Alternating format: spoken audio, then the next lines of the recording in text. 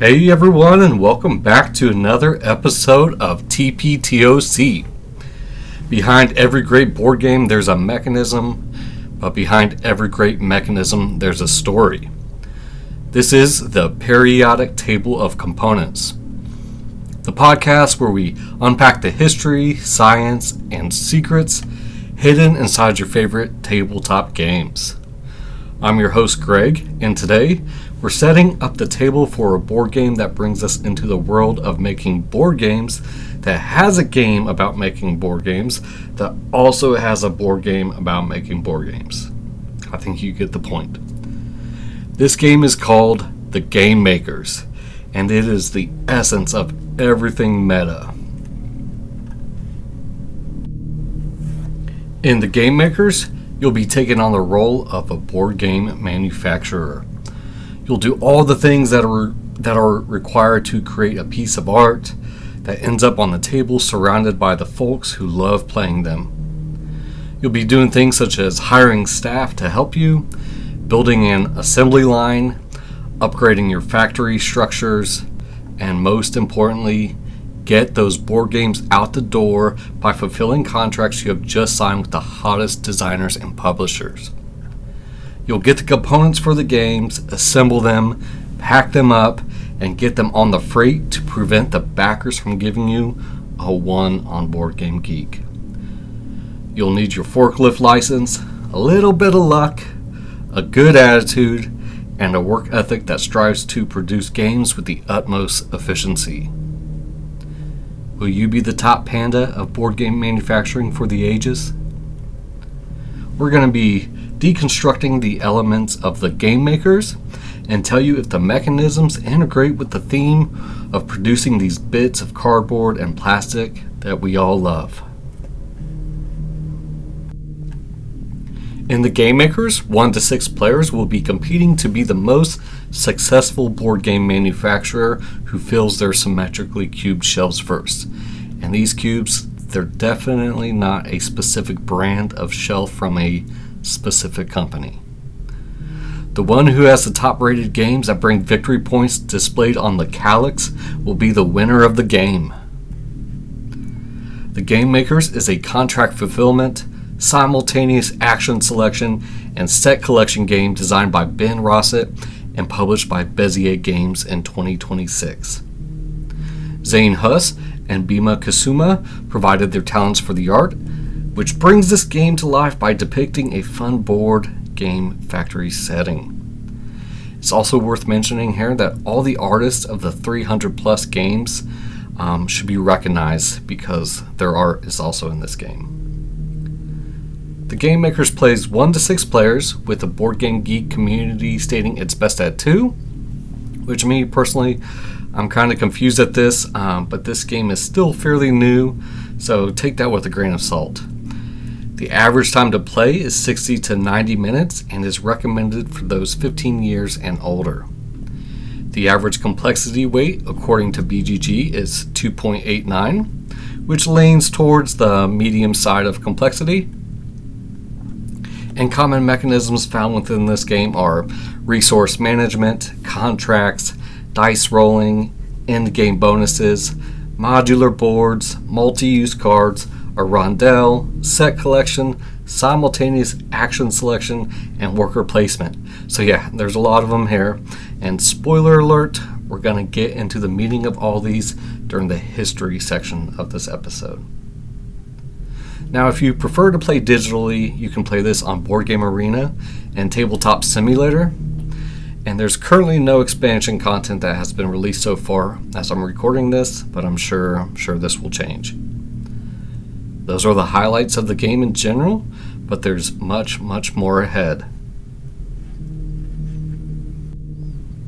Today we'll be looking at the game breakdown, where we set the scene for the overall gameplay and theme, and then next we'll dive into the history of what drives this theme, an explanation on the term meta, the history of board games, the different classifications within board games, and modern board game manufacturing processes.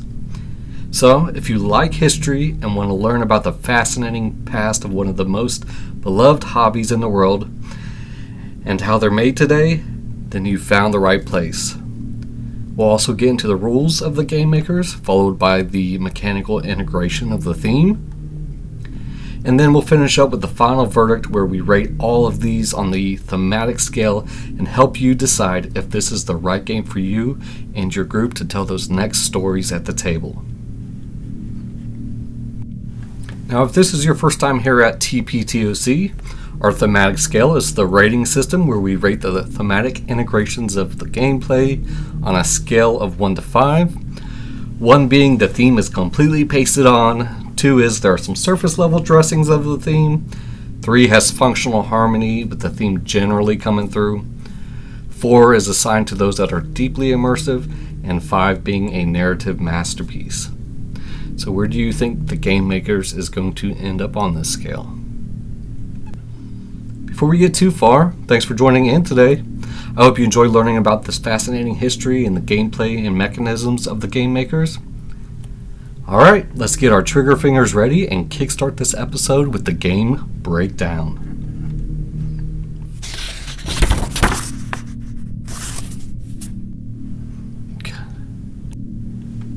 Your office job has been grinding you down. Then one mysterious Monday you receive a letter from your family lawyer informing you that a long-lost relative has bequeathed you a factory. You decide to risk it all, quit your day job, and follow your dream to become the greatest board game manufacturer the world has ever seen. You'll have to hire staff, build an assembly line, invest in additional structures to your factory, gain and fulfill contracts, and market your line of board games to the world. In the Game Makers, players are board game manufacturers racing to build the greatest collection of classic modern board games. Build over 300 real games from over 100 real publishers. You can build Wingspan, Brass Birmingham, On Mars, Terraforming Mars, Android Netrunner, Ark Nova, Twilight Imperium, 4th Edition, and many, many more. The Game Makers is a love letter to the board game hobby. The central warehouse, Rondell, which dominates the center of the gaming table, has players simultaneously choosing which game components to manufacture in a given turn and how to use them. The Game Makers features not only multi-use cards, but also other multi-use components. Will you use these components to fill a coveted contract or upgrade your factory? Add plastic components to your factory to unlock special abilities, gain workers to use your special abilities, or use the workers from your break room to gain board game components. Roll your dice to increase your marketing for in-game scoring. Use Punchboard to expand your assembly line, giving you further discounts on manufacturing games. Stockpile the necessary plastics, workers, dice, punchboard, and cards to manufacture one of the greatest games of all time. Gain the necessary requirements to manufacture a game, and then add it to your display case of legendary games. Will you manufacture your favorite board game, or will you manufacture the game you hate for more points? Score points from the games that you built, and how well you marketed them.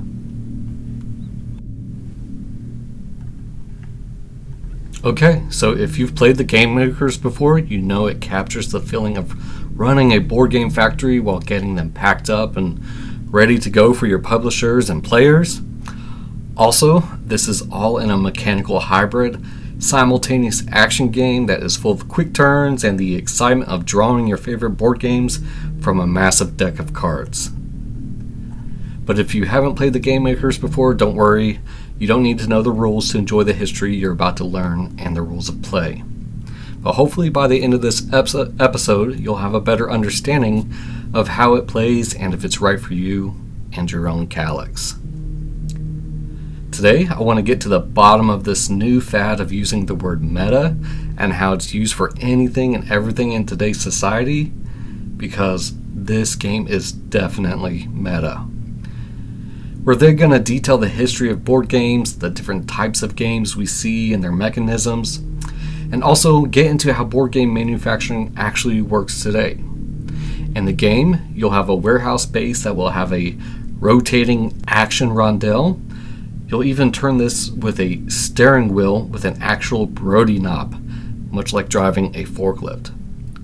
You'll be placing your forklift action tokens on these action slots at the same time as all the other players and trying to plan for the most efficient turns. This will lead you to gaining components to complete board game contracts and upgrading your factory for more efficiency.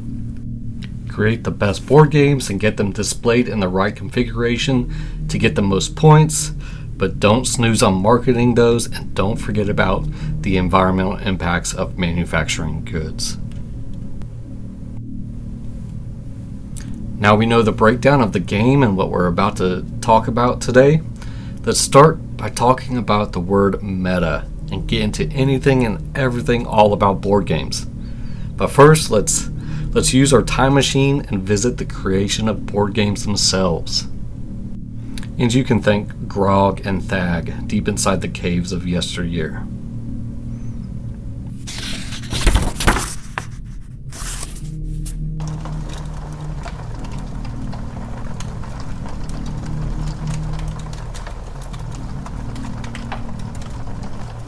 The fire crackled, casting long, flickering shadows against the damp cave wall. Grog stared at the flames. Thag stared at Grog. They had been sitting in complete silence for over 3 straight days, and the rain had kept them close to their hideout, and the megafauna had wandered off to a point where it wasn't worth walking the distance. They were hungry, but worst off, they were doing nothing. "Me bored," Grog said, scraping a dirty fingernail against a old thigh bone. "Me also bored," Thigh sighed, poking a stick into the embers. "Invented well yesterday. Rolling stone downhill get old fast." Grog looked around the cave for inspiration. His drooping eyes landed on a flat, smooth slab of slate sitting near the cave entrance. He waddled to it and dragged it over between them. "That heavy. Did you see Pax?" Grog muttered. "What that for?" Thad questioned.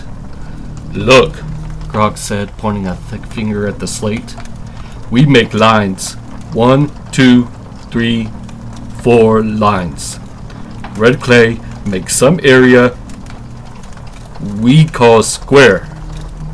He used the sharp edge of a rock to hastily scrawl a crude grid on the stone. "Oh my god, Grog, you stupid! What do?" Thag asked, leaning in. Her interest rose as he smiled, showing his rotted teeth. "We take little rocks. You white rocks, me black rocks." Grog dropped 2 handfuls of gravel onto the cave floor. "We put rock in square. Goal is put 3 rocks in line. We call it stick, stack, stone." You nerd, Grog. That dumb." Thag took a white rock and placed it in the center square anyways.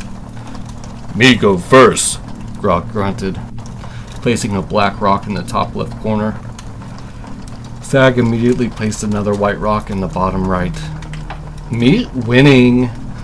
"No winning yet," Grog muttered. He placed a black rock to block her. Within 4 moves, the grid was full. Neither of them had 3 in a row.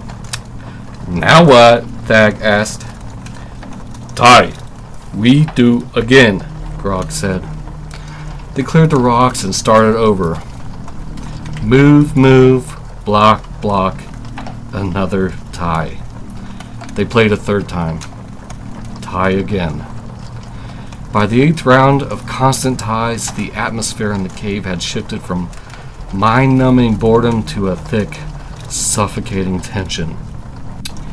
"Game stupid! You stupid!"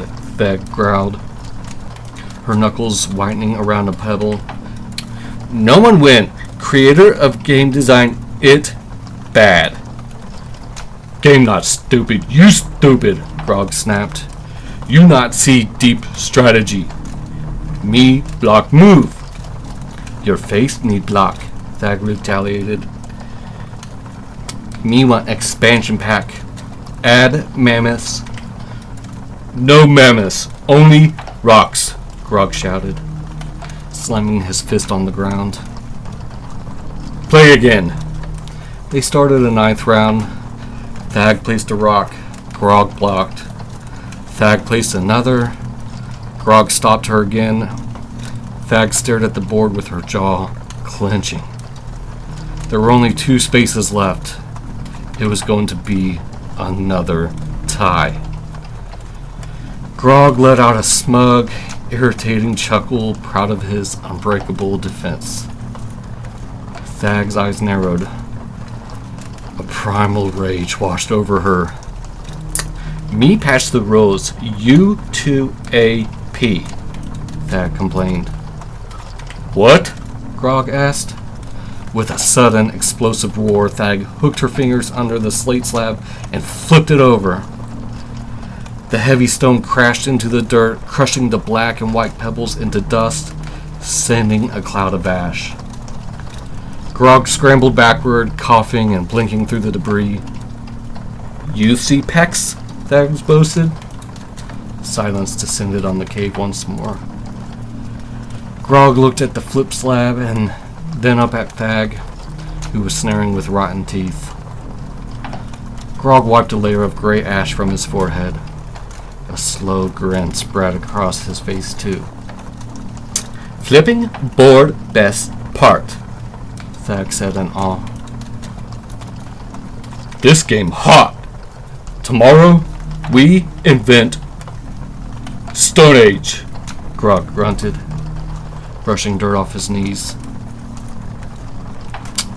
You so meta, Thag smirked.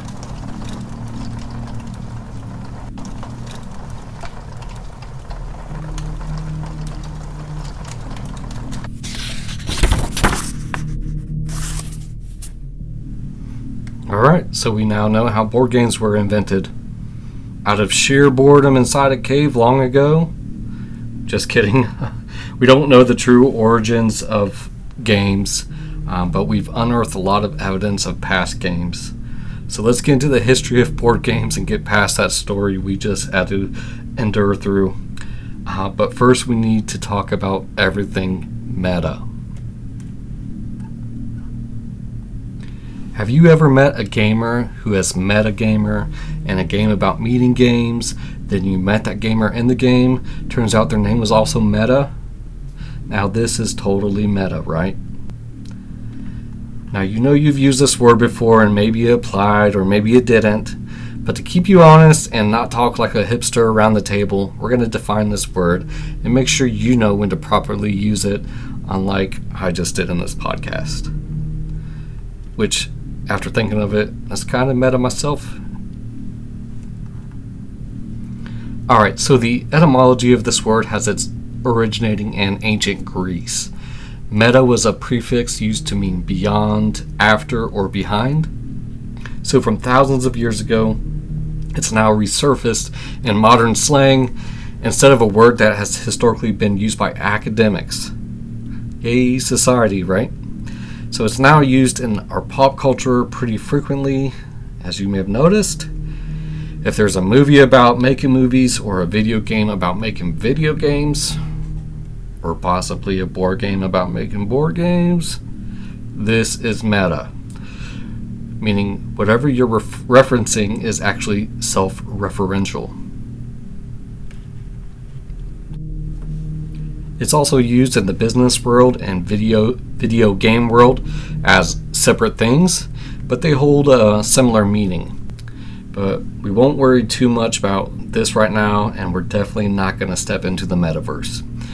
It can also be used abstractly, meaning a high level of analysis. So now with this, I'm going to advocate to now call analysis paralysis meta, try and do better. So that's a quick snapshot of the word meta, and I'm sure you're as tired as me hearing me say the word meta.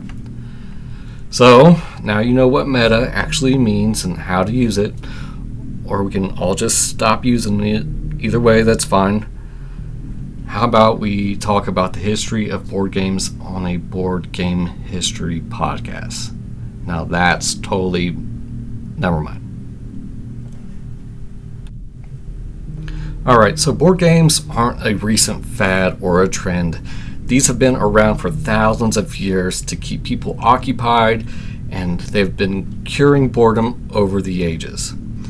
Especially once humans were able to step away from hunting and farming and start enjoying leisure time.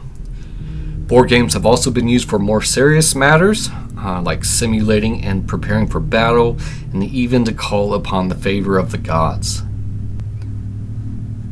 Now, we live in the 21st century, and I think we can all agree that we have some leisure time.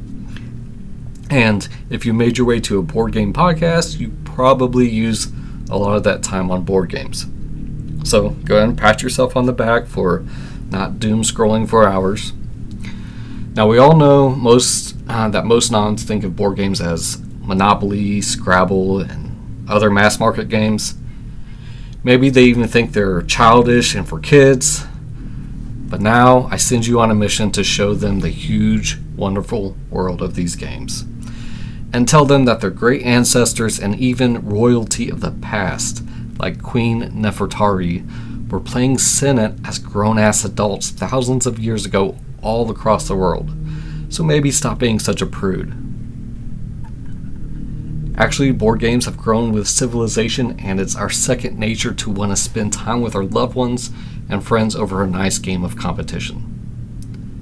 Yeah, maybe sometimes tables get flipped and relatives are disowned, but at least we tried, right? The board game world is bigger than ever, and I'm here for it figuratively and literally. Damn, that's meta. Board games are also a great tool for education, and some research shows that there are cognitive benefits from playing board games. Look at you being all smart and stuff. Alright, so with that out of the way, let's dust off the shelves and dig up the history of this ancient pastime.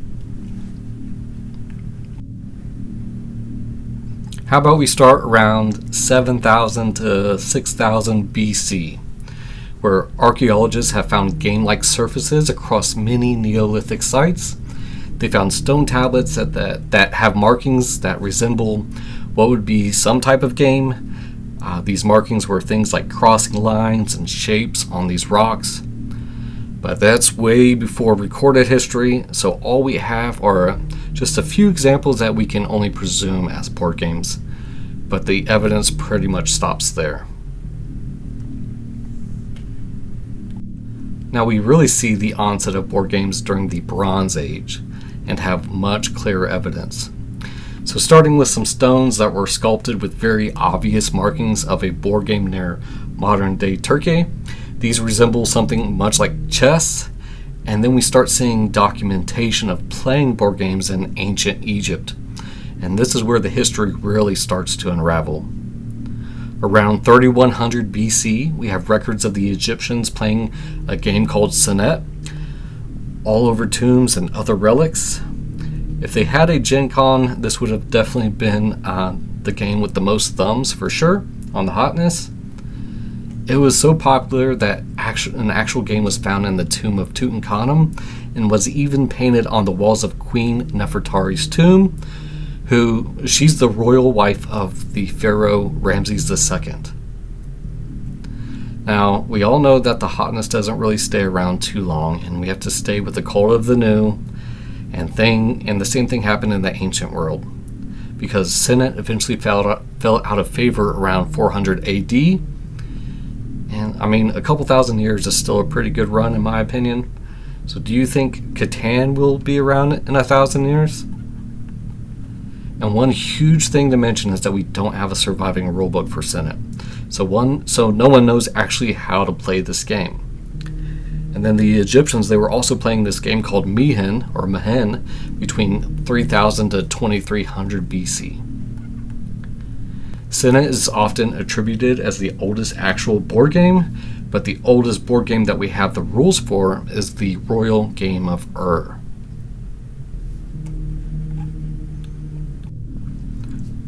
The royal game of Ur stems from around 2500 BC in ancient Mesopotamia, which is modern-day Iraq.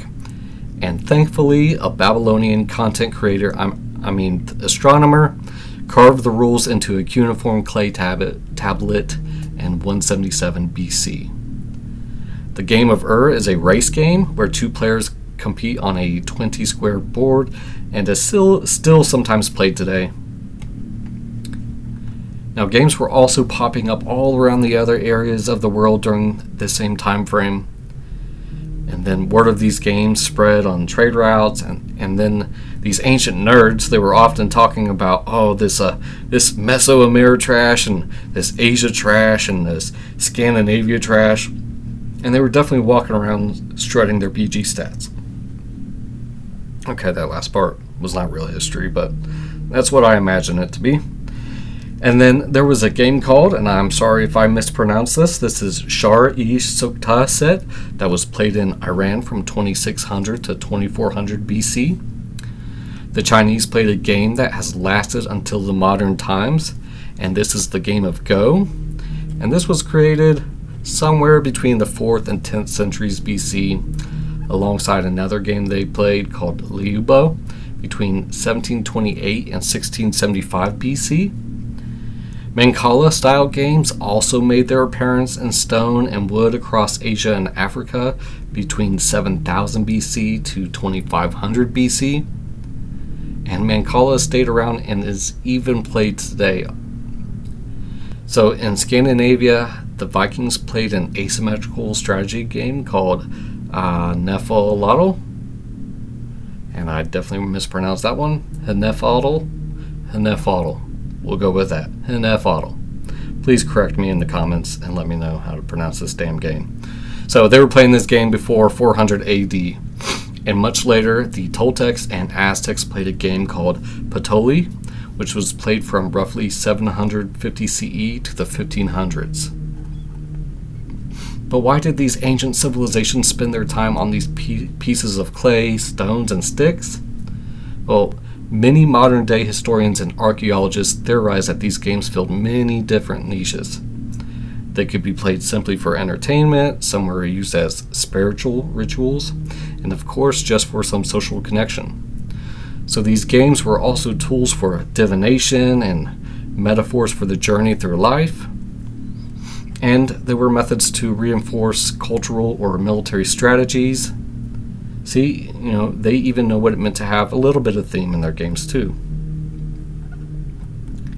Those were the highlights of ancient board games and kind of a timeline, and we can see that these have played a major role in many different civilizations throughout the ages.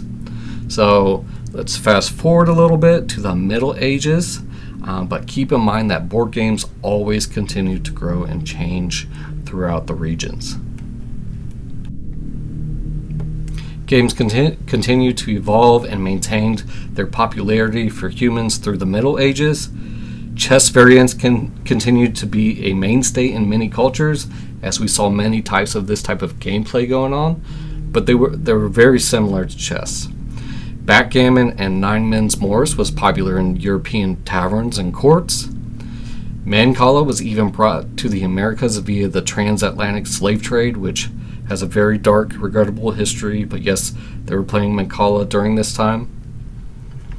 Playing cards originated in China around the 9th or 10th century and entered Europe via the Mamluk Sultanate of Egypt in the late 14th century. Initially, these were luxury items for the wealthy, but the printing press made them widely accessible by the 15th century. And then popular card games during this time were Tarot or Tarochi, Piquet, Whist, Vingt Un, or also known as 21, and Cribbage.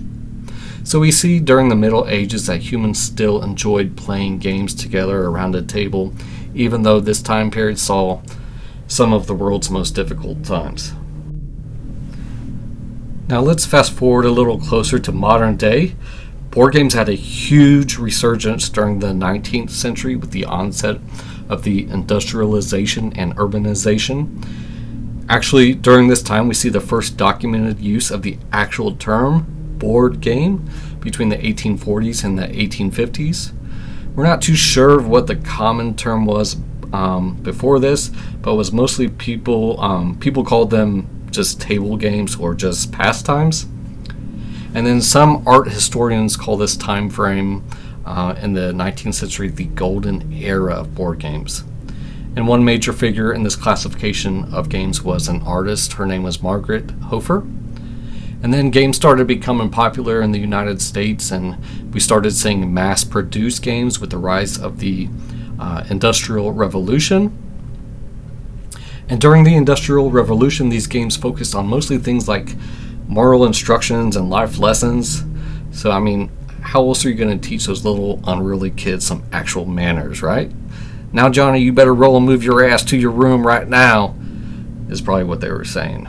So, one of these popular games during this time was the Mansion of Happiness, which shouldn't be confused with the modern app-driven game, the Mansion of Madness. And another small game called Monopoly hit the shelves around this time. But let's pause for a second. Quick but important note on this game Monopoly. It was actually a knockoff of another game called The Landlord's Game that was patented in 1904 by a woman named Elizabeth Magi, who wanted to teach the economic dangers of monopolies and other economical issues of that time.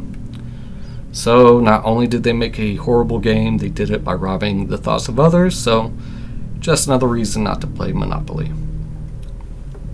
So we had industrialization, and then, a couple world wars came. And during this time, soldiers and civilians mostly played traditional games like poker, euchre, cribbage, mahjong, and skat.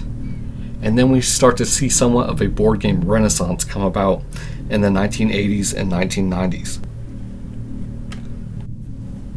Throughout Europe and the Americas, board games started to essentially be developed into different mechanics that we see today.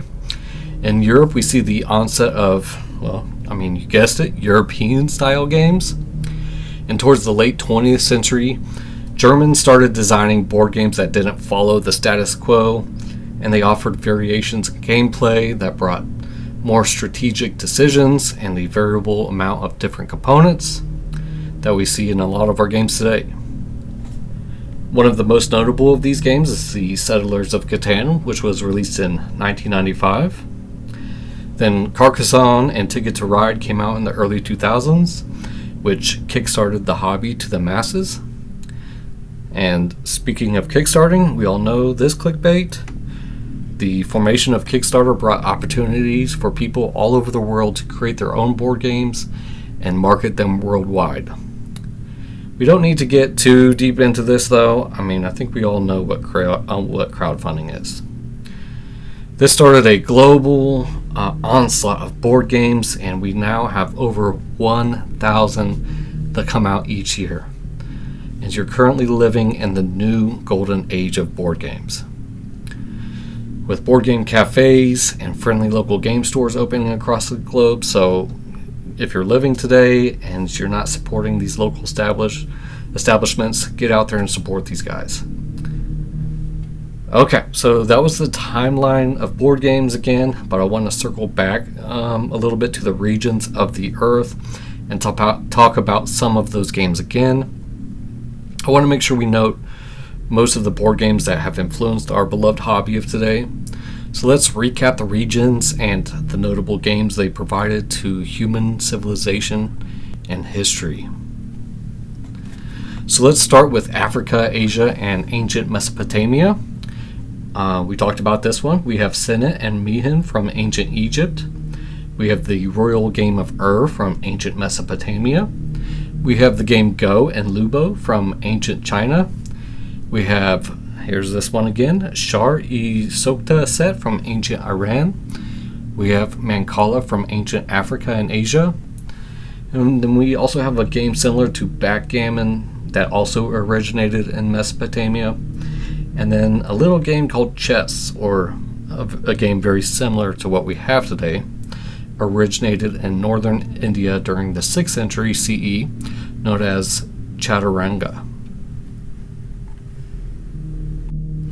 Next, we're going to zoom in on Europe. Greece and Rome have some of the earliest records of a game called Patea that's even mentioned in Homer's Iliad. And this evolved into the Roman Ludus Laternuncorum. In Germany, we have a 19th century game called Kriegspiel that was used to train the Prussian military.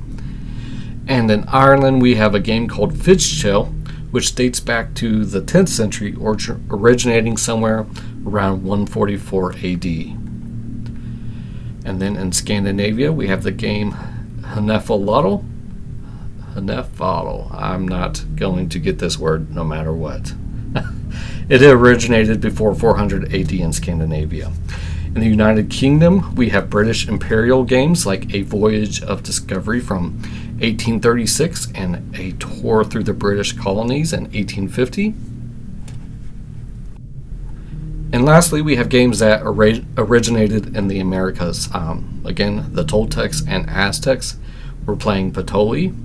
And later in the United States, they produced games like Monopoly and other mass market games. And these major games like Monopoly are licensed in over 103 countries and printed in over 37 languages today. Before we get too far, let's take a second to talk about the history of dice, which technically predate the invention of board games. So I'm sure you've heard the term roll them bones, and this is where that comes from. We have evidence of dice that date all the way back to 12,000 years ago from the late Pleistocene epoch. These were what we would now call D2s, but obviously they didn't call them D2s back then. But these guys were made out of bone used by Native American hunter-gatherers. And as they were chasing the bison on the Great Plains, they were rolling for initiative and damage, of course. And I think they called it grasslands and goblins or something like that.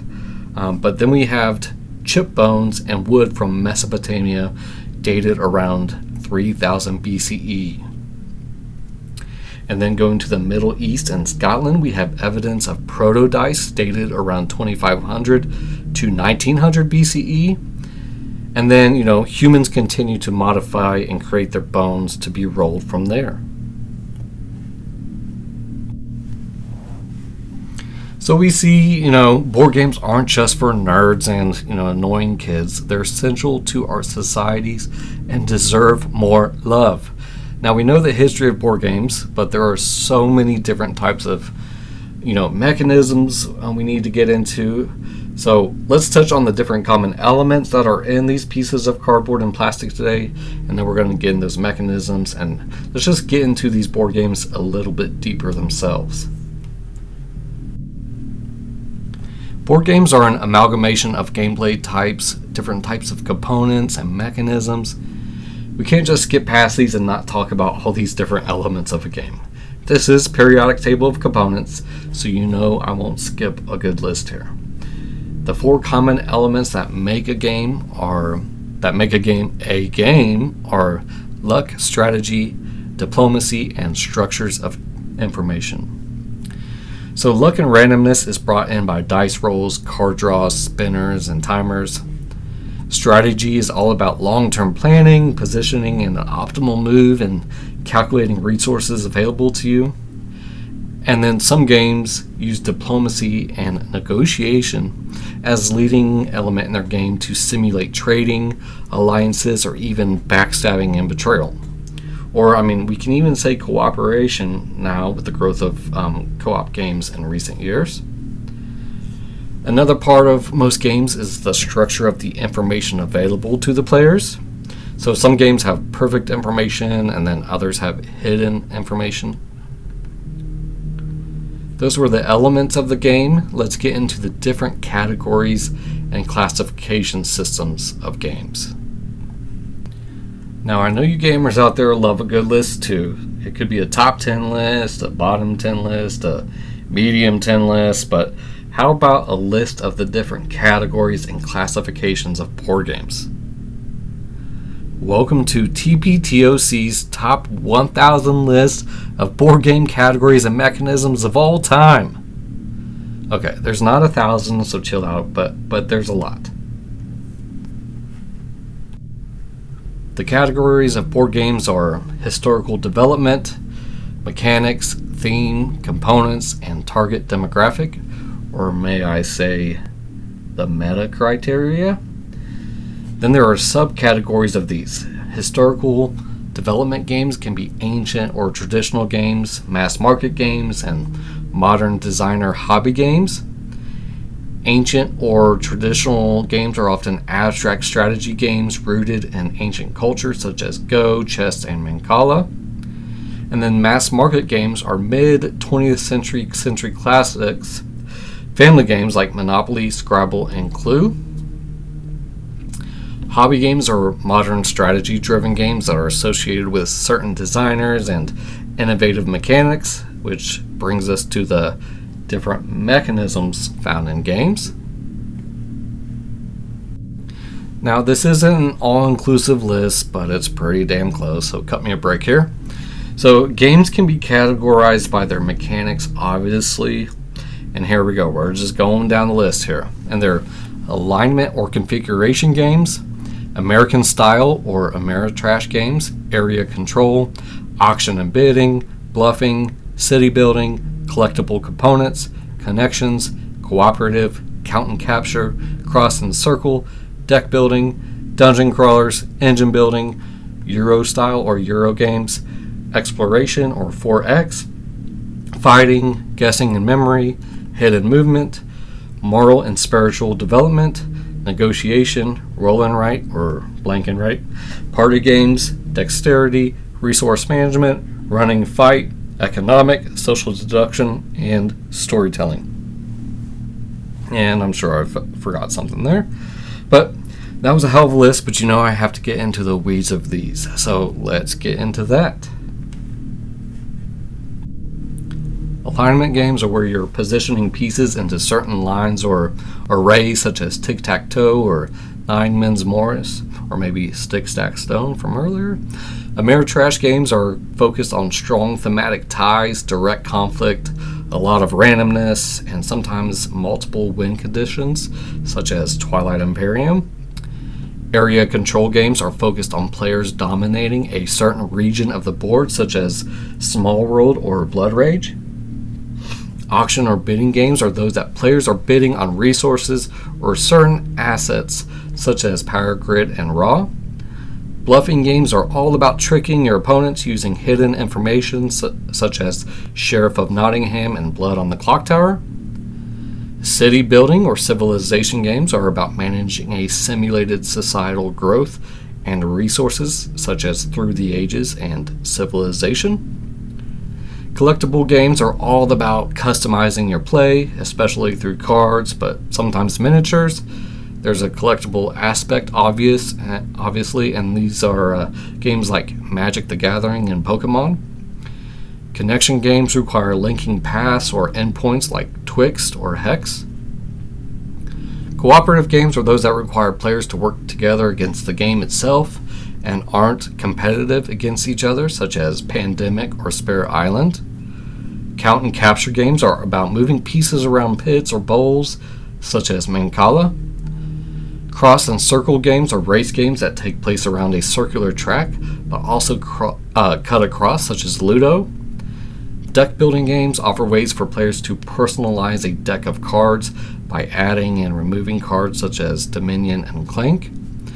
Dungeon crawling games have players making their way through a labyrinth-like board and fighting monsters or other enemies. Engine building games are about converting basic resources into escalating efficiency engines, such as Wingspan and Terraforming Mars. Euro games are highly focused on strategy with very low luck, such as Agricola and Puerto Rico. Exploration or 4X, which is short for Explore, Expand, Exploit, and Exterminate, include uncovering a map or tiles and interacting with the growing area or some other players, such as Eclipse and Clash of Cultures. Fighting games are focused on simulated combat between players. Guessing or memory games are all about trying to remember certain aspects of the components or deduce certain information, such as codenames or Hanabi. Hidden movement games have one or more players moving secretly across the board with the other players trying to find their location, such as Letters from Whitechapel or Beast. And then we have moral and spiritual development games, which we don't see many nowadays, but these games, they prioritize certain ethical instructions over competitive winning, such as the game we saw earlier, the Mansion of Happiness. Hashtag never forget little Johnny. Negotiation games have players making deals and bribing each other, such as Cosmic Encounter and Diplomacy. Roll and write, or now more commonly known as blank and write, involve players filling in sheets of paper, such as Yahtzee and Railroad Ink. Party games encourage social connections, high player counts, and a lot of interaction between players, such as Green Team Wins and Charades. And these are a good way to trap those nods into the hobby, by the way. Dexterity games have players using their motor skills by interacting with different components in the game, such as Jenga or Pitch Car. Resource management games are all about acquiring and then spending their personal assets in the game, such as Concordia and Scythe. Running and fight games combine race movement with piece elimination, such as Bull. Share buying games are also called economic games and focus on purchasing certain stakes in the game, such as Acquire. Social deduction games have players playing certain roles of assignment and encourage deception as the aim of the game, such as Werewolf and Secret Hitler. Storytelling games are mostly narrative driven and often have scenarios that are played through a campaign. And rondel games have a wheel-shaped game mechanism where action options are displayed in a circle, and players move a token around this track to select which action to take, such as Teotihuacan, City of Gods, and the Game Makers. Race games simulate a race of players moving across a board to beat the other players to the finish line, such as Heat, Pedal to the Metal. Trick-taking and card-shedding games are a popular style of card-driven games that have players cleverly using their cards to meet a certain goal set by the rules, which vary greatly, such as Spades and the Crew. And we're not going to get into the debate of trick-taking games versus card-shedding games. Calm down here.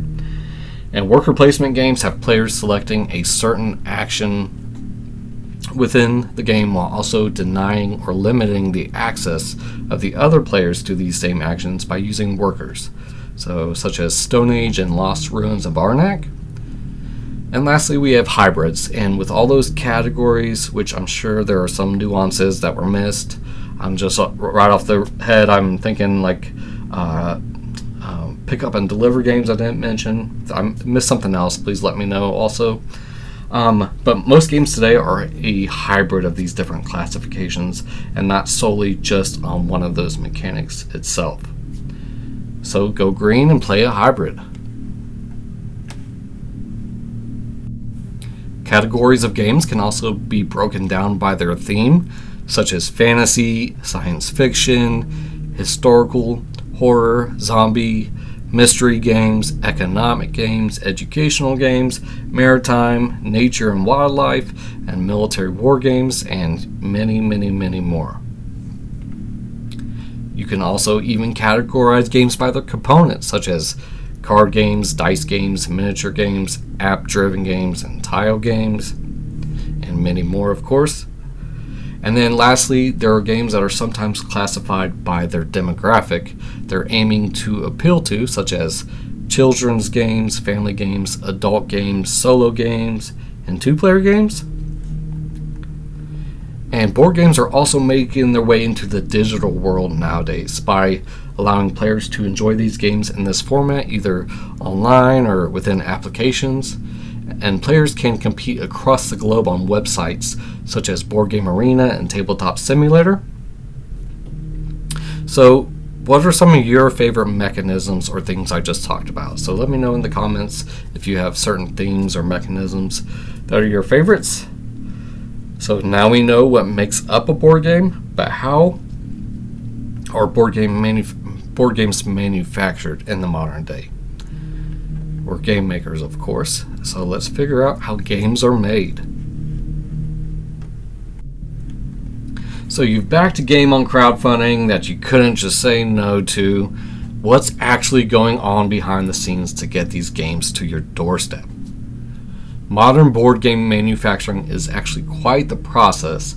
And it's not as easy as just, throwing some plastic in a box and shipping it out the door.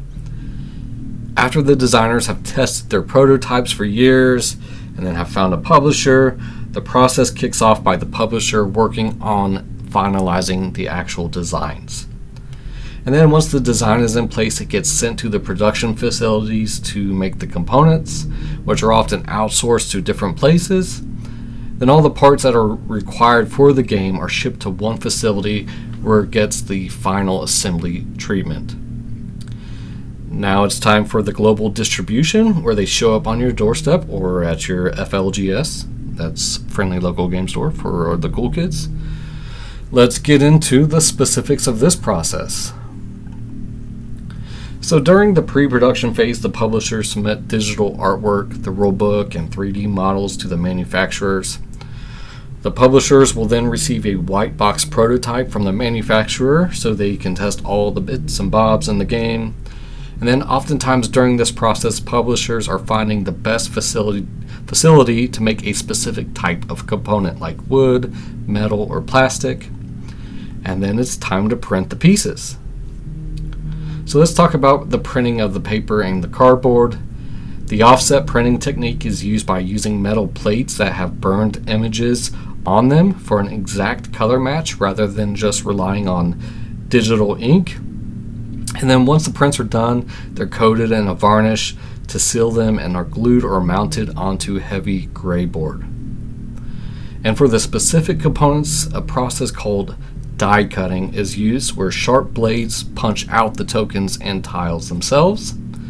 And the cards are mass produced on large sheets and then are cut to size and then wrapped in that fingernail friendly plastic wrap we end up with in our boxes.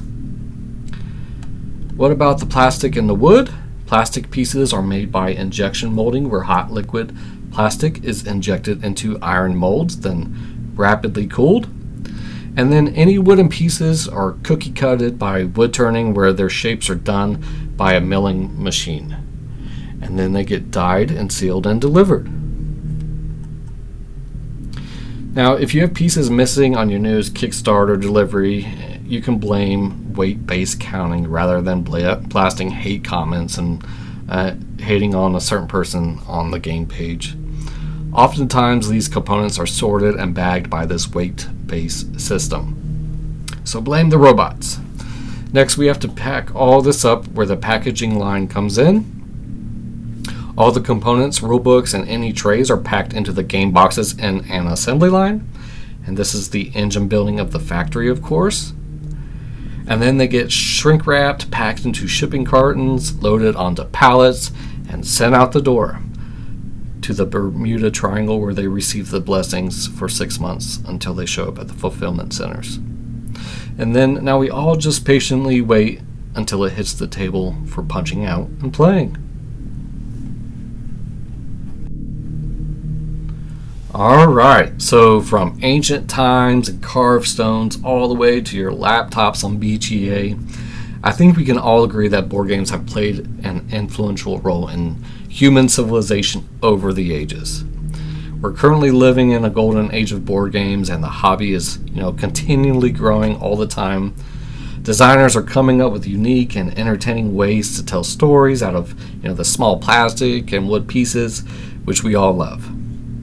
And my personal opinion here is that there's a board game for everyone out there. You just have to do a little bit of digging.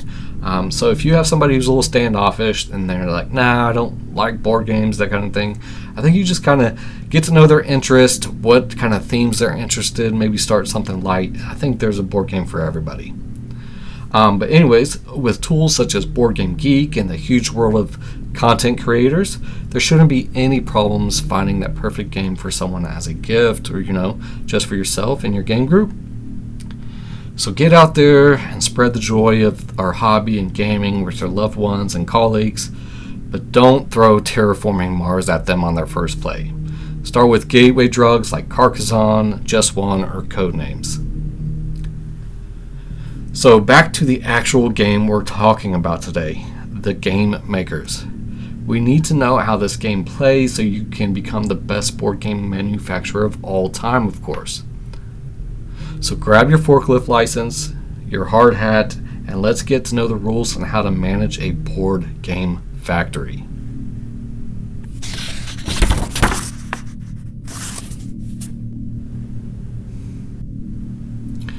Welcome to the world of the Game Makers, where your mission is to ascend to the pinnacle of the board game production. In this heart-pounding, simultaneous worker placement game, plunge into the high-stakes world of game creation, competing head-to-head with other wannabe tycoons to craft the most groundbreaking, awe-inspiring, and fan-favorite board games known to humanity. Place your forklifts to seize the choicest components, but remember, the cream of the crop comes at a cost.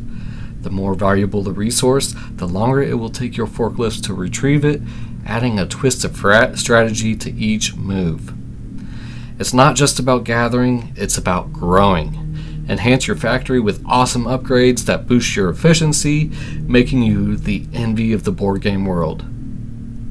Decide whether your hard-earned resources should improve your factory's efficiency or be used to create your favorite game. Whatever you decide, it can mean the difference between you being a game maker or the game maker. The game end is triggered when any player's display case is full with spectacular game boxes. Then it's time to tally up. How successful are your games? How well have you marketed them? Points are awarded for both of these, and only the most prestigious manufacturer will claim victory.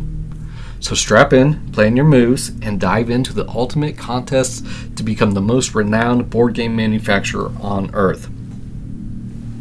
Are you prepared to bring to life games that will dominate every game night?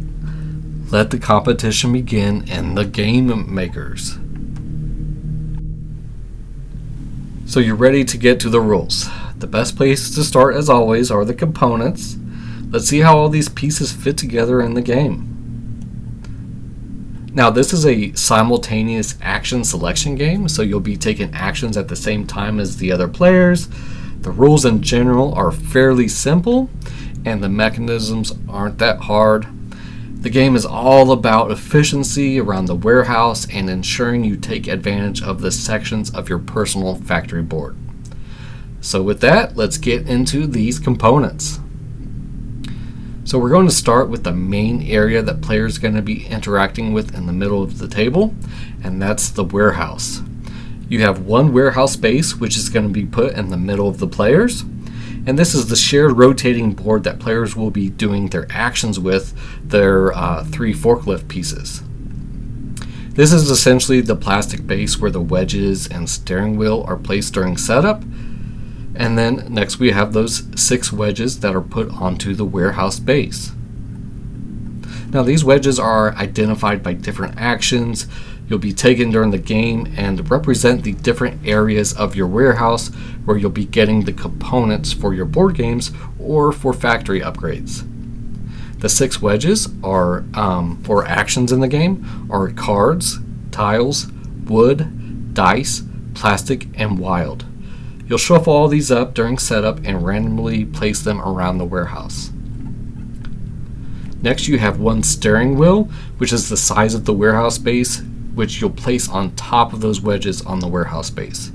This large circular piece has cutouts that expose certain portion of the wedges, and as you rotate this wheel, different wedges and their associated action value will be exposed for ease of play.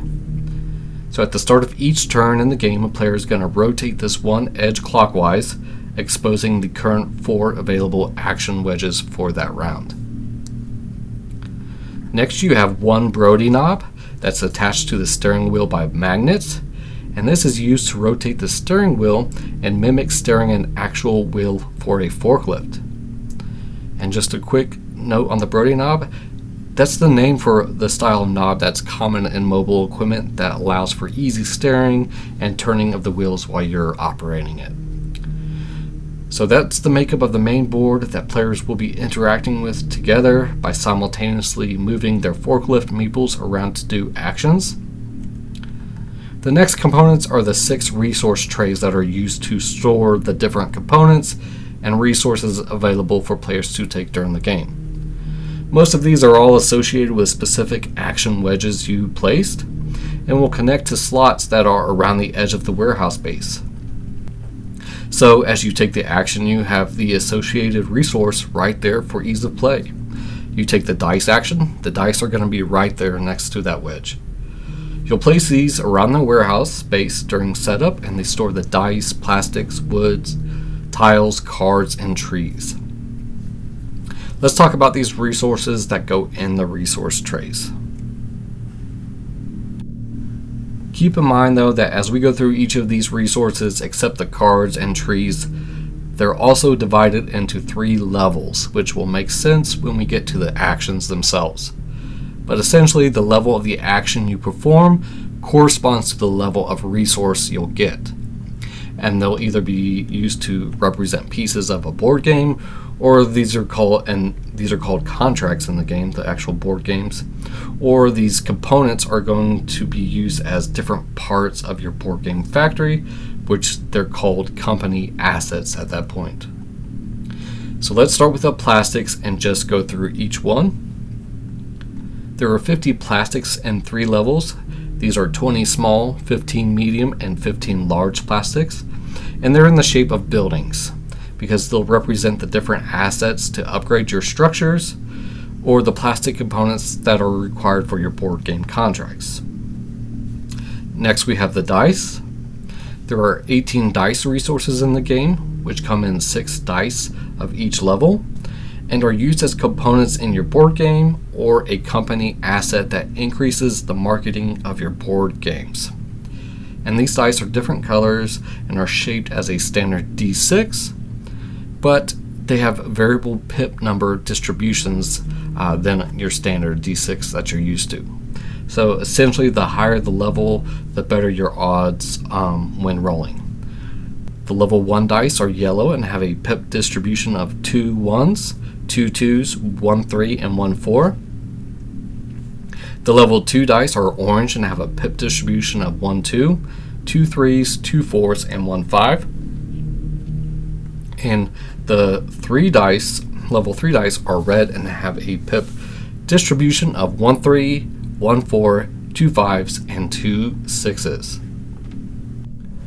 The next component used to either upgrade your factory or make board games are the 54 wood pieces. There are 24 small, 15 medium, and 15 large. If you choose not to add them to a board game contract, then you'll use these meeples as workers for worker placement actions around your factory.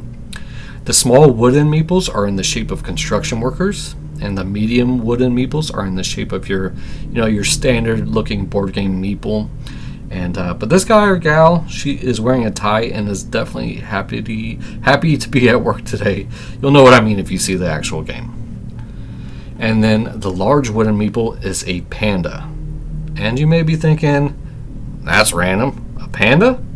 Well, this is a call out to the popular real life game manufacturer Panda, a manufacturing company. Anyways, the bigger the meeple, the better the actions they could perform around your factory in general.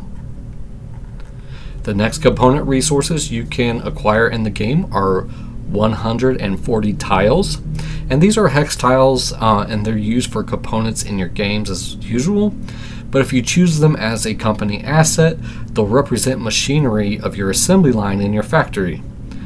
And the goal when placing these is to line them up with matching icons. And there are 60 small, 60 medium, and 20 large. The small level 1 tiles are the size of 1 hex and fill 1 slot. The medium level 2 tiles are a double hex and fill 2 slots.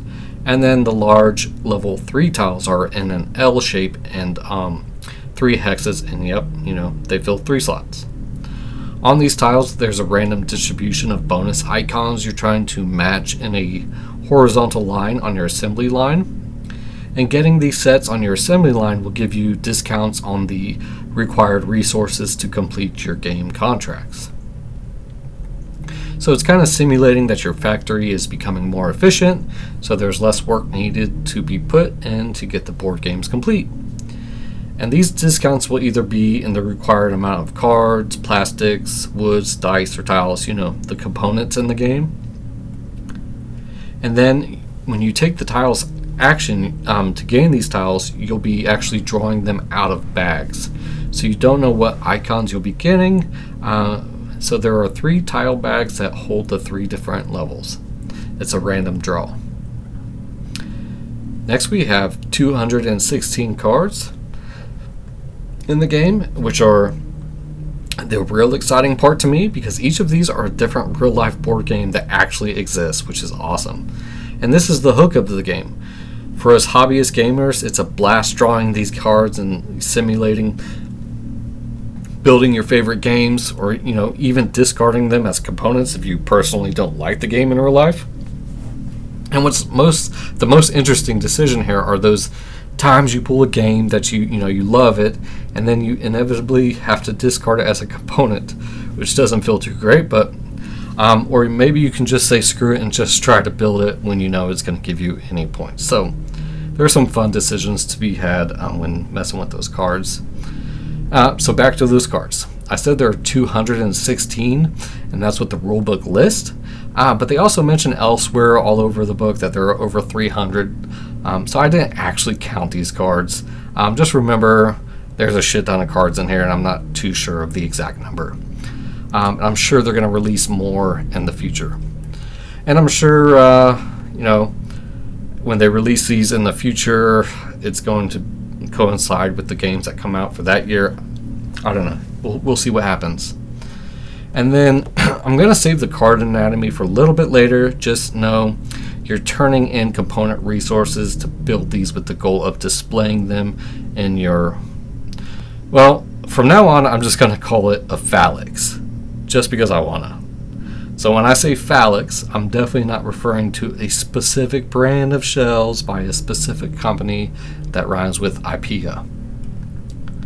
So yeah, when you complete your contracts, display them in your IPA phalanx shells and aim to put them in a certain orientation to score the most points. We'll get to this in a bit, I promise. Those are the components in the game. For the components of your game, we have another resource, but they're not used to build the games or upgrade your factory. They act a little bit differently. These are the tree meeples and are gained by different bonuses or actions in the game. And these are placed in a reforestation area outside your factory, because you can't just go running and turning out board games without keeping the environment in mind, right? We're not tree killers, we're tree healers. Come on, people. We'll talk about the specifics of these in the gameplay, but gaining and managing all those components I just mentioned is pretty much the majority of the game. You may be able to play the game at this point, but we're not done yet. But you have your own factory where all this stuff ends up. So now we're going to move on to the player components.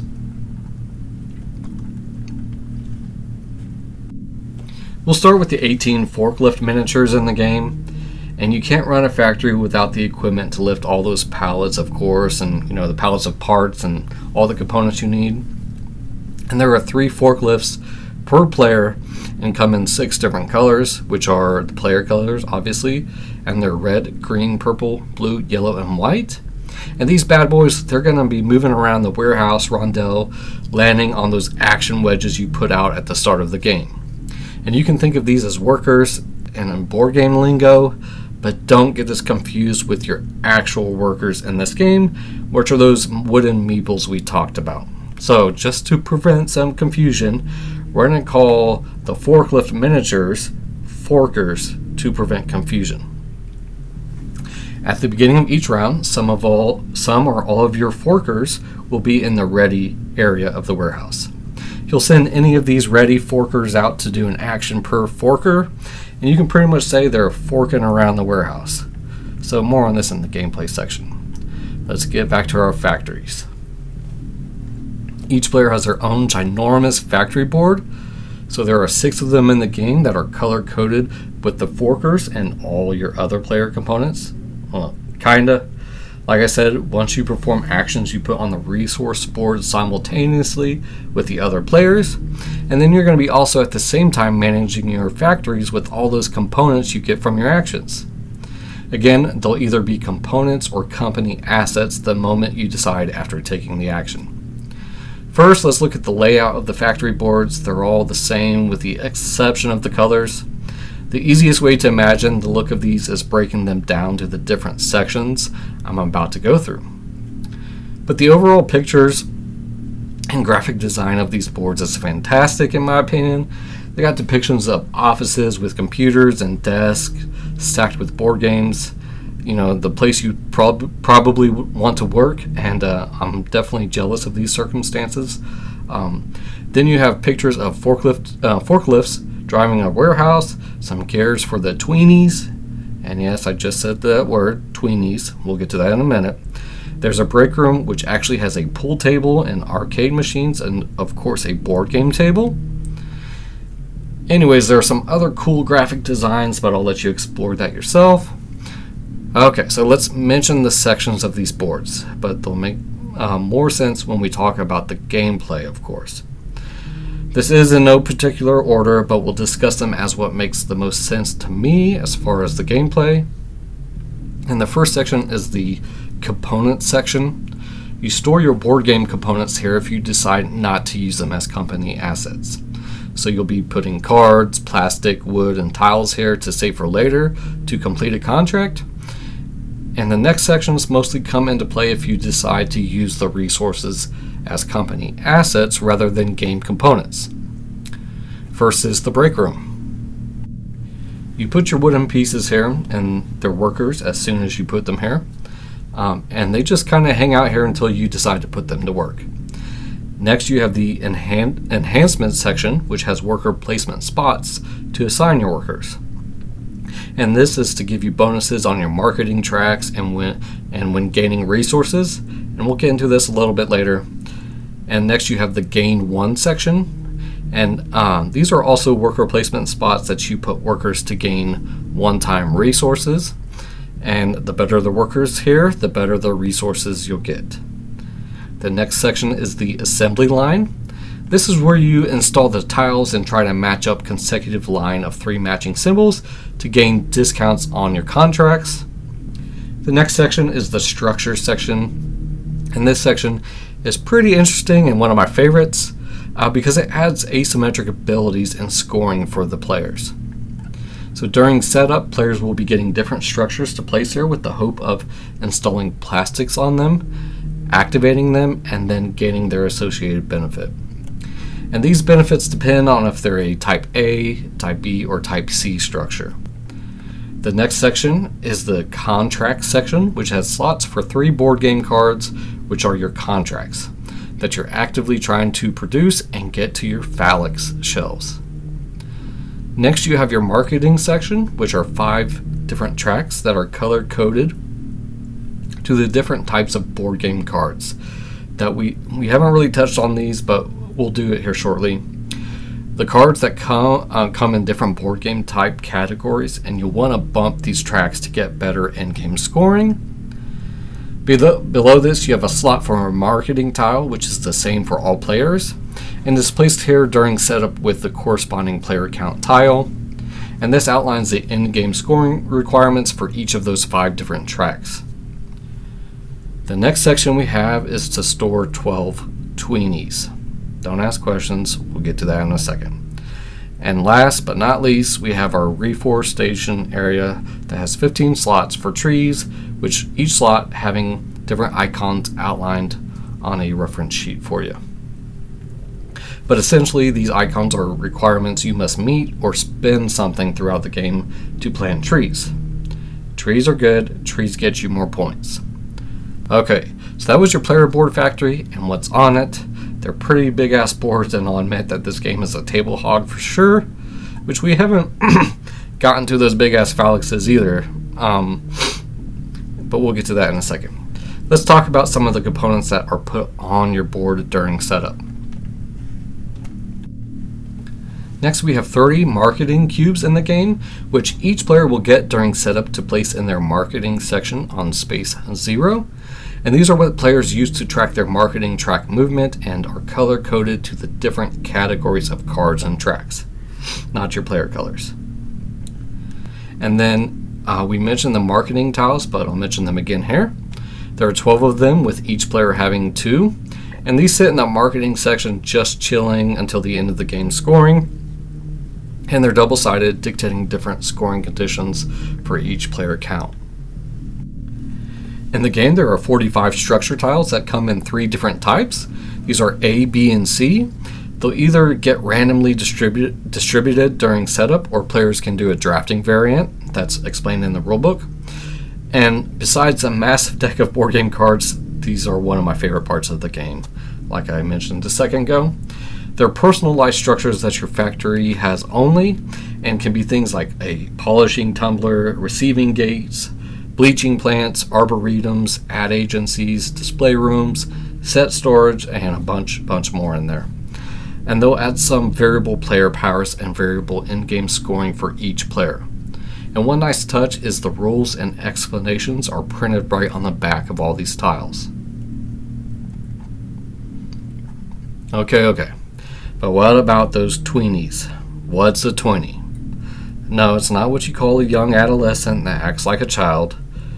And it's not super apparent in the rulebook, but you can find it. They're explained as thermal working engine extraction node interface elements. Tweenies, duh. These are plastic tokens that each player has that will fit in between the tiles of your assembly line as you construct it to provide powerful one-time bonuses. You know what they say, don't be a weenie, use your tweenies. So sitting right next to your factory on the table is your display case. There are 6 of them, 1 for each player, and you'll be putting your contracts here or board games once you've completed them. There's a pattern building kind of puzzly aspect here as you're trying to meet different pattern or adjacency requirements that are on the cards themselves. So display your phallics proudly, #Shelfie. Okay, so those were all the main components of the game. We talked about the warehouse rondel, the resources, the player boards, and don't forget the cards and the tweenies. In addition to these, there are 6 reference cards for each player that has a cheat sheet for the icons for contract cards, reward examples, enhancement icons, tweenie icons, marketing tile icons, and tree space icons. And to determine the game maker, there's a score pad, which we'll talk about during in-game scoring. Okay, so we've got the components covered. Next, we're going to touch on the anatomy of the cards so you understand what these look like and what you're doing with them. Before we get into the gameplay, it's important to understand the anatomy of these cards. And they're also called contracts or board game cards. We're going to use them interchangeably. And the cards are broken down into 4 different sections. Towards the top, you have icons of the components to actually complete the contract. And then to the right of this, you have an icon depicting the type of game it is. And then in the middle is an actual picture of the game you're building. And then at the bottom of the card, there are icons depicting any instant bonuses or end-game scoring the card provides. And the first section of the components required to complete the contract, you'll see different icons depending on the type of game you're building. And you'll have to turn in components such as other cards, tiles, dice, wood, and plastics. And these generally match the actual components that the game requires in real life, which is pretty thematic. And then the game type section will display one of 4 different icons that are used to identify the general categorization of the game, which are important for your marketing tracks that match these 4 symbols. And in-game scoring refers to certain configurations of these game types. And these 4 categories of game types are the blue set collection and card games, the red war and fighting games, the purple cooperative and team games, and the yellow engine building and strategy games. The blue set collection and card games generally represent any games where the player is either collecting sets of items or cards are the main focus of the game. The red war and fighting games generally represent games that have direct conflict between players, or the game encourages the players to actively work against each other. And the purple cooperative and team games generally represent games where players are working together as a group or in teams. And then the engine building and strategy games generally represent games that have players focusing on a certain strategy and enhancing the abilities they have in the game. Okay, so now you know what kind of information you're going to see on the cards in the game. And just remember that all this card information only matters if you decide to put it in your contracts area as a company asset rather than putting it face down as a component to build other games. Now we understand how the cards are set up. Let's take a look at what it's like to take a turn in this game. Taking turns in this game are all simultaneous, so players should all be able to perform their actions at the same time without affecting the other player's decisions. The goal of your turn is to take the most optimal moves to gather the required resources to either upgrade your factory or use them to fulfill game contracts to get that phalanx full. On your turn, you'll usually have forkers sitting in the ready area of the warehouse board. This is marked on the steering wheel piece on the section that overlaps one of the wedges as you rotate it.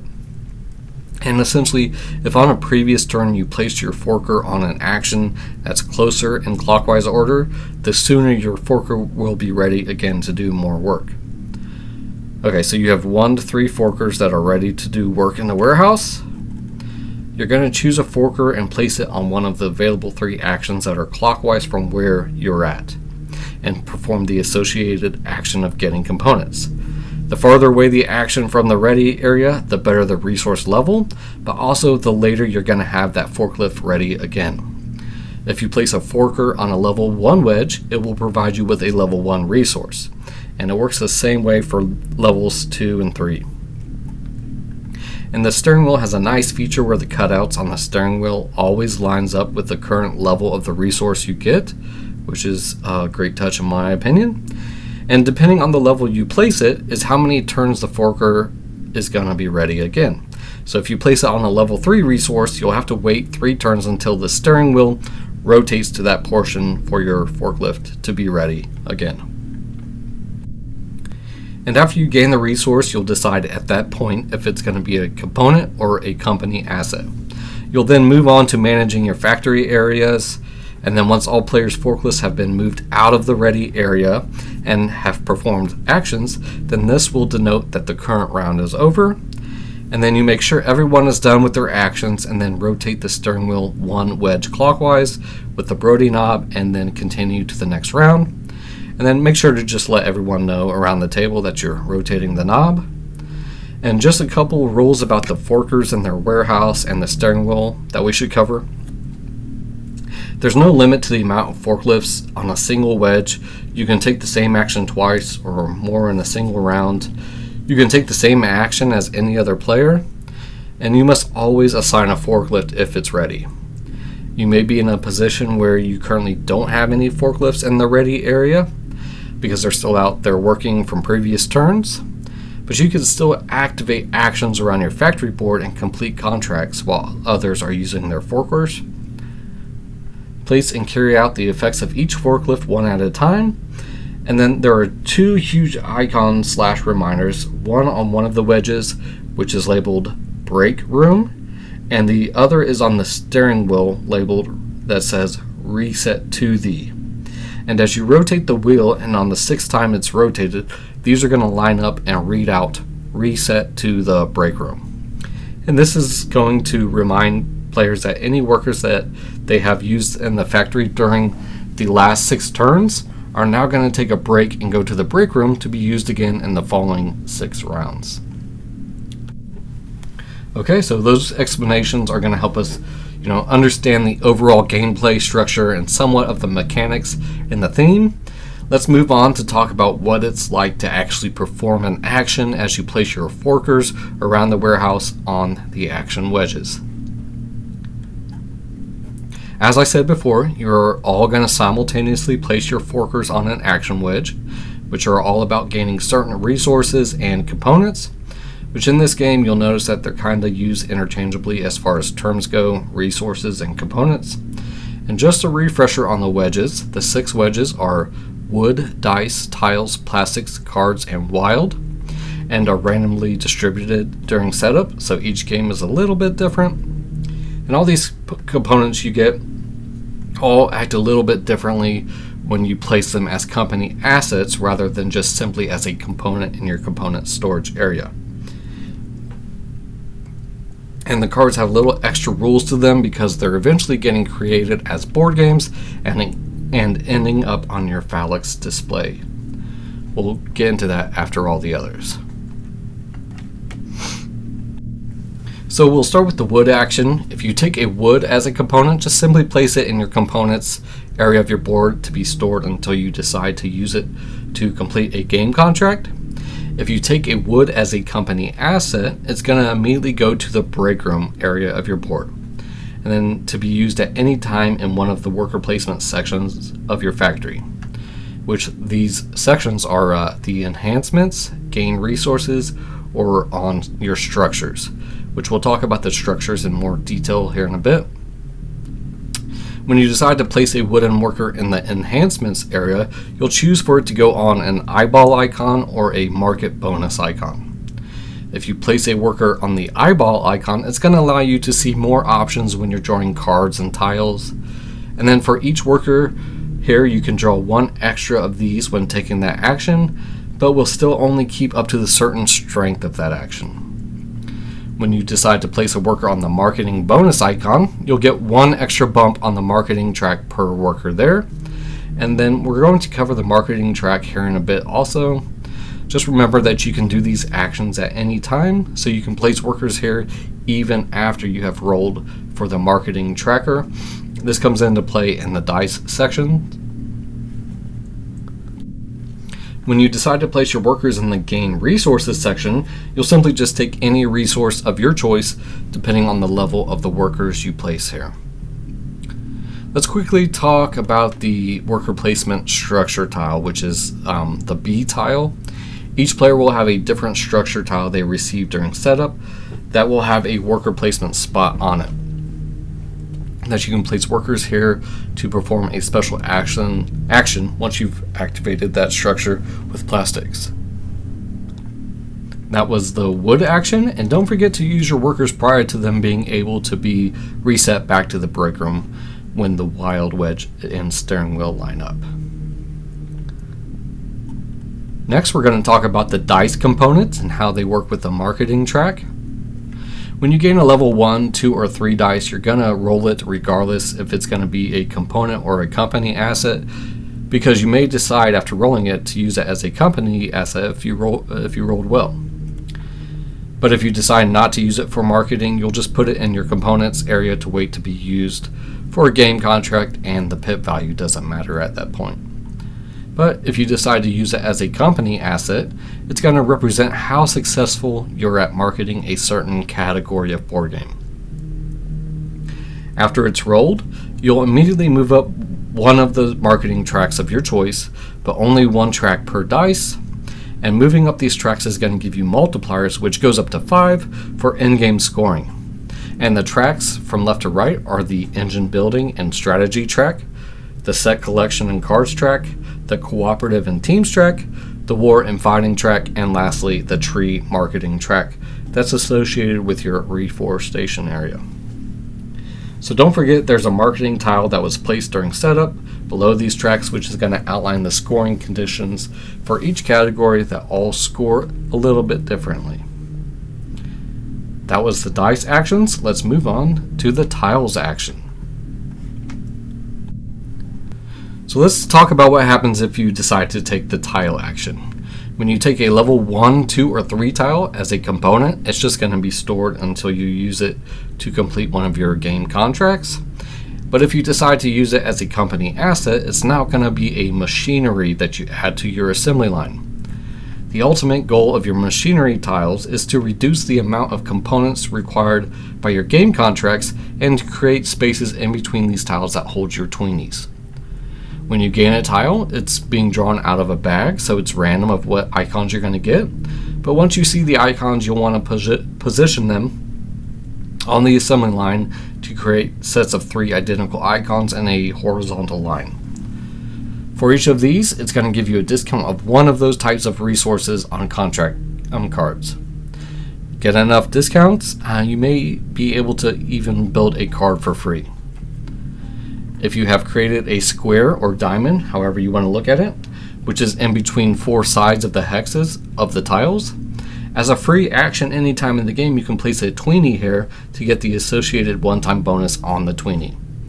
These are the same for all the players and will allow you to do different things, which are pretty much all explained on the player reference sheet. And that was the tiles action. Next, we're going to talk about the plastics action. Okay, say you decide to take the plastic action. You'll take a level 1, 2, or 3 plastic and decide if it's going to be a component or contribute to one of your 3 structures on your board. If it's a component, just store it like all the others. If it's going to be a company asset, you'll place it on one of your structures that you gain during setup with the goal of activating the ability of that structure. There's a huge amount of structures available in this game, and they're separated by their type, which are Type A, Type B, and Type C. Type A structures give you in-game victory point conditions. Type B structures give you the worker placement spot we talked about during the wood action. And Type C structures give you a bonus to an associated resource or like an effect that happens when you trigger something in the game. It's usually getting you additional resources when you take something of a similar type. And all these structures aren't active until you've placed the specific plastic pieces here to activate them. Next up is the cards action. Okay, so we talked about the wood, the dice, the tiles, and the plastics that can be used as components to create your games. This brings us to the cards. So some games require more cards as components, so you may decide to put them in your components area also when you take the cards action. Level 1 lets you draw 1 card, level 2 lets you draw 2, and level 3 lets you draw 3. If you have enhancements, you can draw extra cards, but still only keep the amount of cards depending on its level. Okay, so what happens if you draw a card and decide you just have to build this card, either because it's one of your favorite games or if it fits right into your phalanx for best scoring? The card is now going to be considered a contract and will be placed in one of the 3 contract spaces towards the bottom of the board. And contracts can be completed at any time during the game, and all you have to do is turn in the components from your storage area that the game requires, which is dictated at the top of the card. Once it's complete, you'll decide where to place it in your display case, and are usually aiming for a certain pattern or orientation of card types, but sometimes cards just give you a one-time bonus of more resources and maybe trees. And then one thing to note about the cards is that you can always overpay for the resources, meaning you can use a level 2 or 3 as a level 1 resource if that's what you have available. So don't forget to check any discounts you have from your assembly line when you build these. Okay, so those were pretty much all the actions in the game other than planting trees, which we haven't talked about much, but let's go ahead and branch off to this section. The reforestation part of your board is important because you can get in-game multipliers if you've moved your tree marketing track up during the dice action. Trees are going to be gained by 2 different ways, either completing a game contract that gives you a tree as a reward, or by meeting certain conditions in the reforestation area of your board. These can also sometimes require you to spend resources.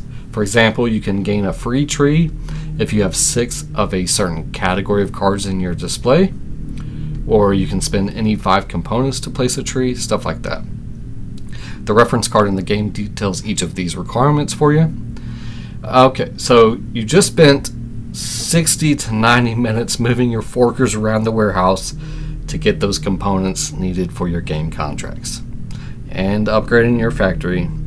And the player who fills their display case with 12 cards first is going to trigger the end of the game. So don't spend too much time in the brick room screwing off, because those publishers and gamers need their games now. You don't want a 1 rating on BGG now, do you? Once a player has 12 games in their phalanx, all players finish that current turn. Then everyone will get one more turn by rotating the steering wheel to the next section, and then players can perform any actions they're able to do, and then it's time to tally up the scores. And the game comes with a nifty score sheet which you'll be using to add up the scores, and these will be for each of your games in the display case according to their conditions and placement. Then you'll be scoring for the marketing tile for your specific player count, and then you'll score for your type A structures if you've activated it, and then you'll then score for how environmentally friendly your factory is. Let's get into each of these a little more so it makes more sense. You'll start by looking at each of the cards in your display case and writing down the score for each of them that has a scoring condition. Some of the scoring game cards are going to have you refer to orthogonally adjacent cards of a certain type or resources, or you'll be scoring for a certain type of card or resources in your rows or columns. And lastly, some cards refer to the specific resources or categories on the left or right side of your display case. These are all outlined in the rulebook, by the way, so you can reference that during scoring.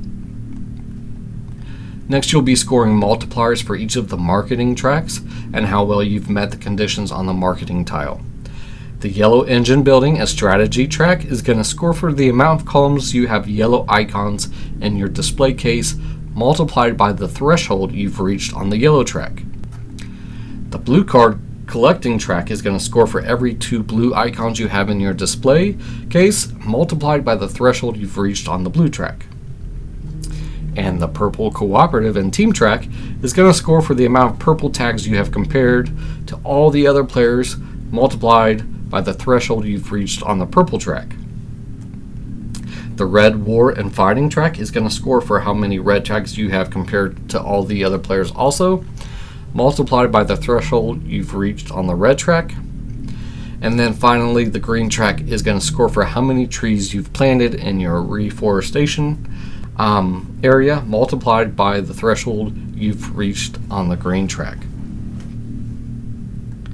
You'll then score depending on the condition of your type A structure tile, which these all have different conditions that are explained on the back of the tile. And then after that, the winner is the player who has the highest score. This person is now considered the game maker. Now the tiebreaker is actually pretty interesting because if there's a tie, then the players are going to scan a QR code on the scoring sheet and see who has the highest Board Game Geek rated game, and then that player wins. So if you manage to build, Arc Nova or Brass Birmingham, you're probably going to break that tie. Alright, so now you hopefully get the idea of how to play the Game Makers by Bezier Games. The rules of this game aren't that difficult, so it's not too bad to get off the shelf and just start playing. As you've seen, you're pretty much just gathering resources and deciding to, put them in your factory upgrade, or using them to build game cards.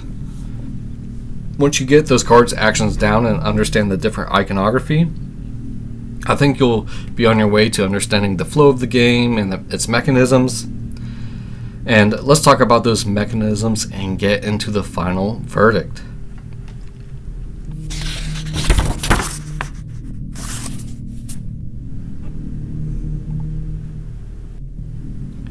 So it's busy around there in those warehouses, and you've been forking around and making those publishers and gamers happy, hopefully. Alright, so the overall theme revolves around escaping the daily corporate grind to pursue a dream of becoming a master board game publisher. The game leans into a meta thematic narrative. You're a board game manufacturer within a board game, manufacturing over 300 real-world classic and modern titles, ranging from Wingspan and Brass Birmingham to Twilight Imperium. But does this actually make you feel like you're working in a board game factory, upgrading it as you go, and making board games with all the components? Let's see how these mechanics are supposed to do that and get into the final verdict. The mechanisms are tied to the different actions in the game, obviously, and the designer has been able to simulate running a board game manufacturing company with all the thematic components. And the best way to look at all of these is to, in my opinion, look at it in three different areas. We're going to look at your factory operations, the procurement and assembly of the components, and the marketing of all your hard work. Let's start with the operations of your factory. Here you'll be upgrading physical space and structures, building assembly lines, and managing your employee workflow. When we look at the worker management and assembly lines, we have the mechanisms of worker placement, tile placement, and modular boards. And these are integrated thematically by you putting the work into upgrading your factory to make your operations more efficient. In the assembly line, the machinery tiles are expanding the assembly line and reducing the, essentially the manufacturing costs of future games that you'll be making. And your workers are acting as an engine activation tool, because as you pull workers from your break room, you'll get them to work to claim more components, place them on a specialized factory upgrade, or trigger a personalized factory upgrade. Next, let's look at the thematic mechanisms of component procurement and the assembly of the board games. When you're driving your forklift around, you're sourcing physical board game components like cardboard, plastic, dice, wood, and cards to manufacture specific games. And the mechanisms you'll be using here are a rondelle, multi-use cards, and simultaneous action selection. And these are integrated at the center of the table, where we have the warehouse rondelle, where players simultaneously plan and open draft their actions pretty much. And then players also get to thematically steer a forklift by turning the steering wheel with a Brody knob, which is an awesome feature. And then the physical components you acquire, like the cards and dice and plastic pieces and wood, act as multi-use assets themselves.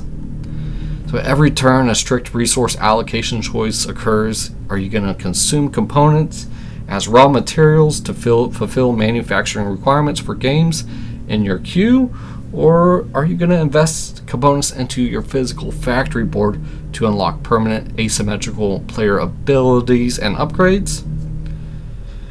Let's talk about the mechanisms of the marketing track. After you've assembled your board games, you'll need to promote them to the market, which is going to give you that in-game prestige and victory points.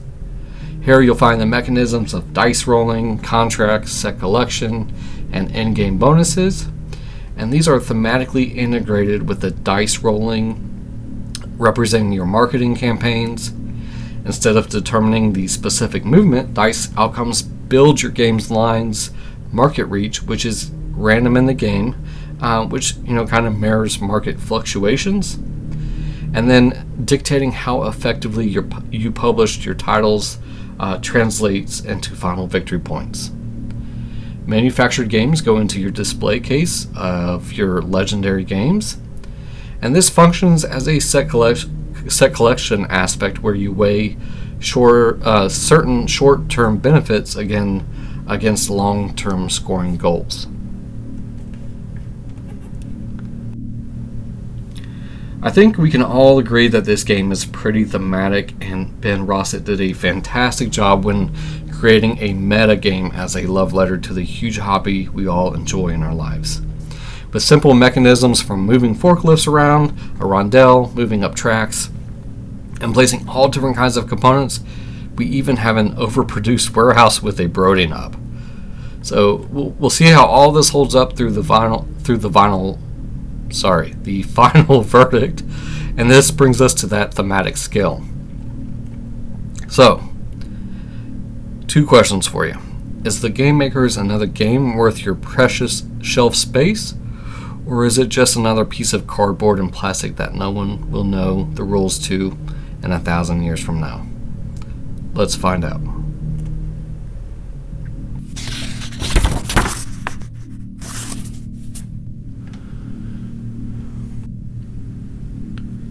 Every episode, We wrap up by placing our game on the thematic scale here at TPTOC, and we tie all the things we talked about together and weigh in on how well the game's design actually meets the theme.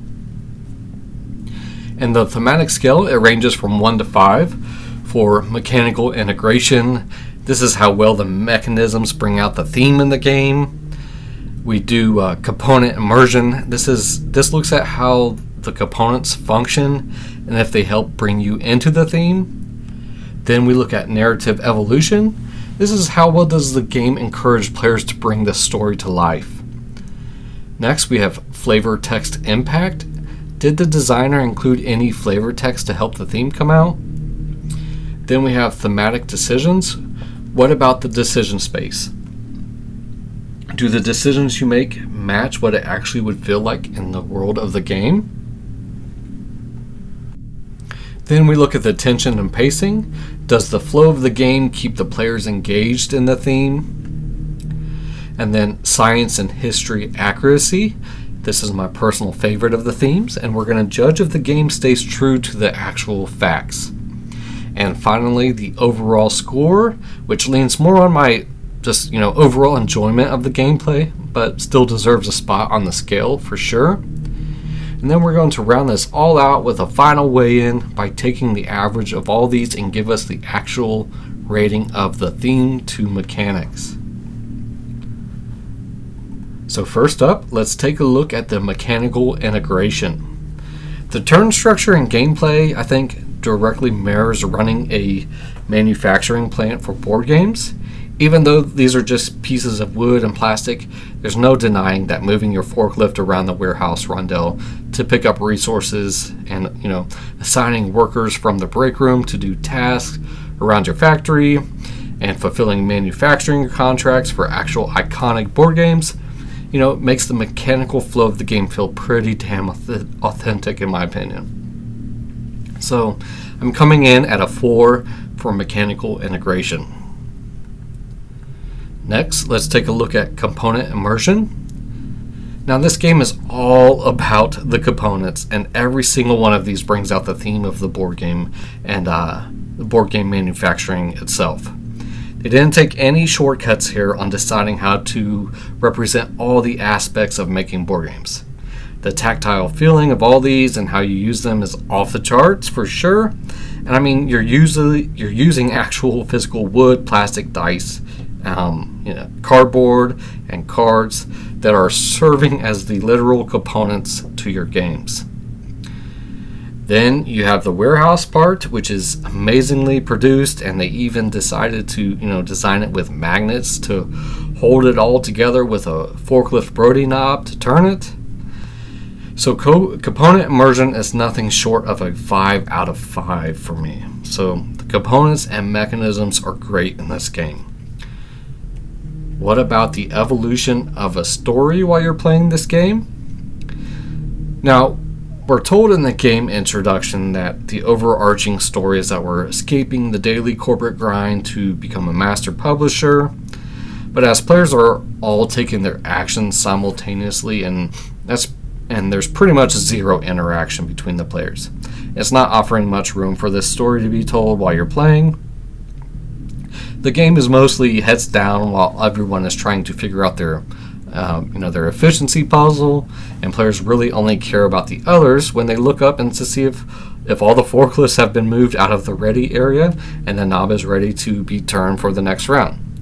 So there's some concern about the games, the other games people are building, especially the co-op and war games, as they affect your in-game scoring. But other than that, players aren't really much engaged with the others. So for all these reasons, we're giving the game makers a 2 out of 5 for narrative evolution.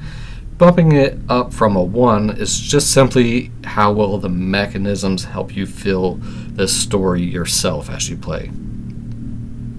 How about the flavor text impact in this game? Okay, so technically there's no flavor text in this game.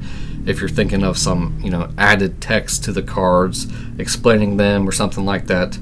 But I'm going to say here at TPTOC, we're going to consider all the games and their art as the flavor text in this specific game. Because in a meta sense, they kind of are. All the cards are different and each one has real life game titles, and as you play these cards you're getting the sense of actually building that particular game, which I think is one of the main draws that's going to pull players into the theme of this game. It's definitely my favorite part, and I think it might be yours or anybody else's favorite part of seeing these games.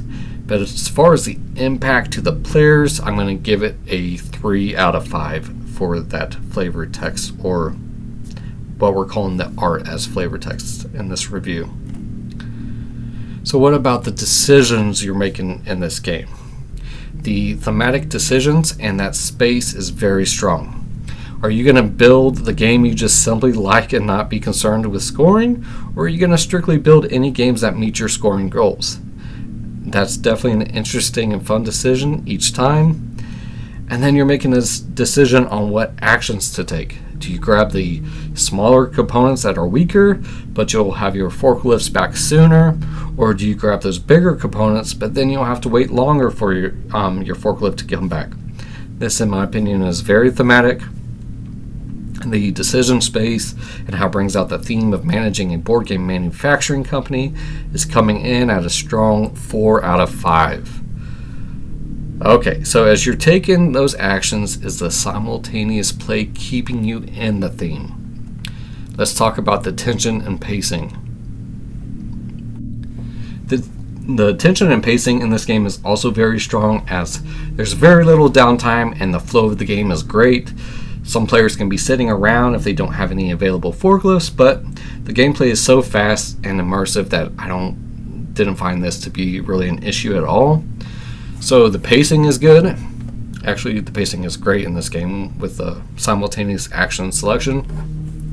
And most of the tension comes in towards the late game as you're seeing how close someone is to building their 12th card, which is going to trigger the end of the game. So you're going to try to hurry up and get your games built so you can maximize your scoring. So this is a 4 out of 5 also. We got some high ratings today for sure on this game. The gameplay loop is great and players are going to be immersed in this theme all throughout the game for sure. But how is the science and history accuracy in this game? Now I know we talked a lot about the history of board games, which I thought was important and personally a lot of fun to do, but the theme actually doesn't bring out any of the history. We did talk about different game categories, their mechanisms, and the process of a modern day board game manufacturing company, which is the theme that's brought out in this game. So we're just going to look at that. Obviously, we have the meta aspect, and the game brings out the manufacturing of games in a very accurate way. We've seen the whole process from getting the components to assembling, then marketing. The designer did a great job to staying true to all these facts that we learned about the actual process of manufacturing board games. I personally appreciate how well he did in keeping to this accuracy and how he, respected the different aspects of our hobby that we take so seriously sometimes, maybe a little bit too seriously. The accuracy here is very good and is also coming in at a 4 out of 5. Okay, so we have very thematic game here, but is this actually an enjoyable experience around the table? Let's talk about how I enjoyed the gameplay. Now, I've only played this game a couple times, but each of these experiences have been enjoyable for sure. I never walked away from the table thinking, oh, that was just an okay game. I was excited to play it, and with the length of time it took to play the game, I left the game feeling that it was definitely an enjoyable experience. There's a lot of head-down solitaire play and not much player interaction at all, which I personally don't mind in games. But with the fairly short play time and just the theme and simple mechanisms, the game for me is a keeper for sure. My favorite parts of the game are definitely the contract cards, and I think anyone who's in the modern hobby today is going to get enjoyment from displaying the games they've built. Also, the asymmetric structures are a small detail, but I really like these and the different abilities they bring to each player. It's not in the top tier of my favorite game so far, but it could definitely grow the more I play it for sure. I do wonder, though, if it'll get samey and not have too much replayability, but I can't say for sure so far on that. So I'm going to give the game makers a 4 out of 5 for gameplay. I really did enjoy my play of this and the gameplay loop on it. So now it's time to put all this on the scale and see where it lands. So all things considered, this weighs in at a 3.75 on our thematic scale, just creeping below a 4, which means it just came in below a game that's deeply immersive, where the game choices bring out the overarching story of the game. And there are my ratings for the game makers on the thematic scale. I'm interested to hear your thoughts on your experiences with this game, if you've played it, and where you stand on the thematic scale. What aspects of the game maker's mechanisms do you think captures the theme best? And let me know this and anything else you want to share at the contact info in the show notes. Before we close out today, I do want to mention a couple errors or small issues that I found when learning this game. And these are just quick things I noticed, but haven't really dug too much into them anymore. The rulebook definitely has a few issues for sure. They refer to the ready area quite a bit to explain the rules of the warehouse, but the actual steering wheel isn't labeled like they refer to in the rulebook. So it was either a misprint during manufacturing or a rulebook error, something like that. But it's not too difficult to figure out what they're referring to. They also have some pictures of components in their rulebook that were obviously changed during the development, such as when they're showing the marketing tile in the rulebook, but it's definitely different in the final version of the game, so it may cause some confusion if you look at that example. And there's also a couple spelling errors in the rulebook, so I think they could have spent a little more time developing the rulebook, but it's definitely not a showstopper. There are a couple of misprints in the final components also, like on the back of the structure tiles, just the few that I saw. And yeah, there are a couple of negatives here, but this is still a game that deserves to be on your shelf in my opinion. It doesn't make it unplayable, and I can forgive these, although when people are spending this much money on games, and I don't think those things are too much acceptable, so some publishers should try to do a little bit better on that. And especially if you're a hobby gamer, you're definitely going to get enjoyment out of this game. So that's the episode. Hopefully you now know the history behind our beloved board games, the categories and different mechanisms in this huge world of games, and just as important, the rules of the game. Also, the process of how board game manufacturers, designers, artists, and publishers create these games that bring a lot of joy to people on their tables. So, next time you're explaining the rules to your favorite games and sharing this hobby to the ones around you, make sure you don't use any of the terms that I irresponsibly put in this episode, like phalanx, forkers, and IPEA. Those are not in the rulebook, and those were not what were the intended uses. I just use those just to ease of explaining things, and they actually kind of made me laugh a little bit too. So there's that. So that's going to be it for today. Let's get into the outro and the show notes.